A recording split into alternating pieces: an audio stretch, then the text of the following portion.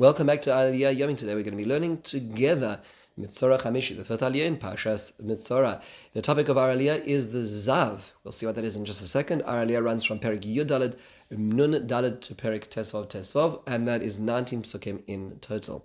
So let's do a quick overview of our Aliyah and perhaps dive straight into the ideas itself. The first four psukim already a capstone reminder about all the tzaras. This is the Torah, the teachings of all the different types of tzaras, to teach us the difference between the pure days, the impure days, zois tzaras and tzaras, and it ends the section of tzaras. We then enter into a section which is called Zav. That's the primary section. Zav is generally translated a person who has a flow, a man who has a flow. Ish ki zav mibisaroi zavot tamehu. His flow is impure. And then we hear a number of halachas which govern this individual. We hear about all the different things that he can may make impure through his state or touching him or acting with him.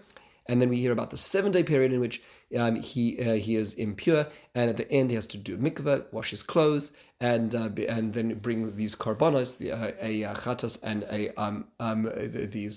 the two bnei yonah, these two doves. One is a chatas, one is an olah, and the person will get atonement and be purified again. So very strange parsha. What is going on here? How do we understand it? So the first thing we need to contemplate on is what is the zav. Rashi explains, this is a person who has a type of bodily emission from the man's genitals, which is white and similar to semen, but not precisely the same. The Baal Torah explains that the word zav actually comes from the word we famously know when we talk about the land of Israel. We call zavas chalav udvash, a land flowing with milk and honey. So the word means a flow. So it's a unusual flow from the man's body. That's what's referred to over here. Now, what makes this person impure? Rashi explains, quoting the Gemara, that there is actually two different stages here. If a man were to see this type of emission or this excretion once or twice, they automatically become impure. Upon the third sighting of it, then the person not only becomes impure, but would require a korban to exit the state of impurity as well. So the first two are less severe than the last two as well.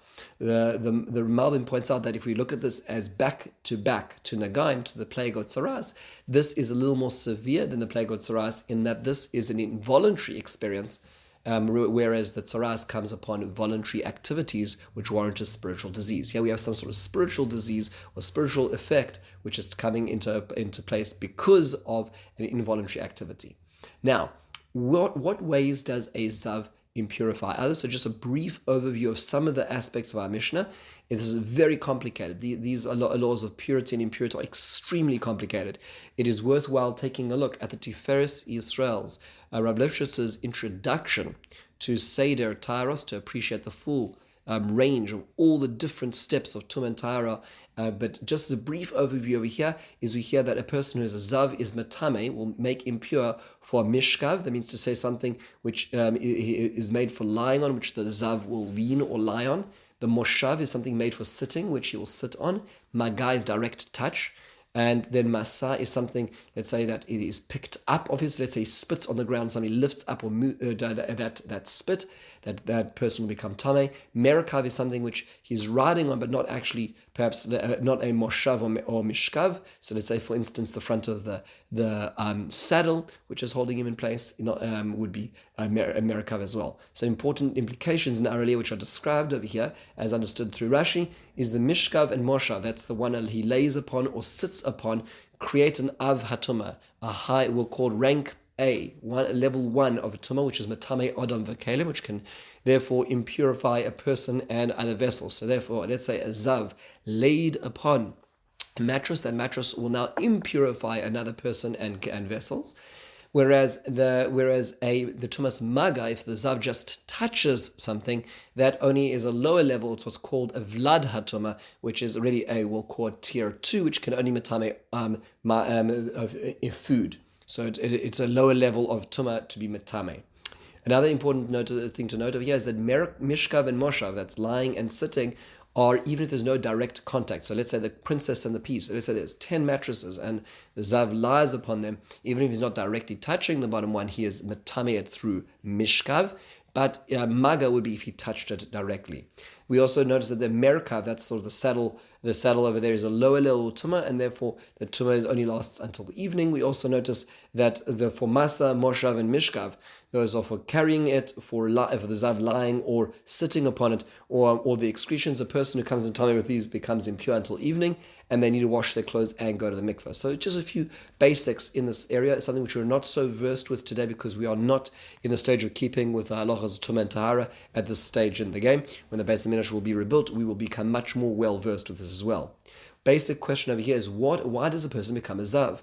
The Sforno says it's because a person who is overly absorbed in sexual indulgences. The way he says it is besibas rov hiasmadas hameshagel. A person is too involved in sexual activities, hirhurov, and its thoughts, asher loy techdal zimas iveres chatas, and therefore result in this condition which will make a person impure. The Rambam seems to suggest that it is actually really a regular seminal flow for a man, but it gets stuck inside the body and comes out later because of some sort of malfunction, which actually leads us to the very fascinating observation of the Ramban, and that is that really this person is in a dire state of sickness. And the person in their state of sickness is, when they become pure, it's actually them healing. And therefore the korban they're bringing over here is a korban of thanksgiving for coming out of that dire situation. The Bar Ben Bechaya says not only is it the korban a hoidah, a thanksgiving, but it's also a kapora, a chatas, a sin offering for the sins which led them to that situation. We view sicknesses as a warning sign from God, not as simply a bother. And that's what Rabbeinu Bachai and the Ramban explain. It is worthwhile noting, though, that the Mishnah in Zavim, in the second parak in the second Mishnah, does tell us that when a person would come forward with this condition, they would do tests upon the person to make sure that they ask questions as to whether this was as a function of overeating, overdrinking, heavy lifting, overexertion, sickness, or sexual thoughts, or gazing. So meaning to say that the Mishnah understands that this was purely a spiritual disease and it could not have been out of simply a speculative or physical exertion, which shows us the higher level of what's going on over here. And it is worthwhile noting, as Rav Sorotzkin points out in Oznaim no Torah, that in the first time a person is metame, even be'oines, even involuntarily, there afterwards, it cannot be. It has to be through voluntary action and decisions. With this, we conclude the fifth aliyah in Metzora. Meantime, have a wonderful and meaningful day.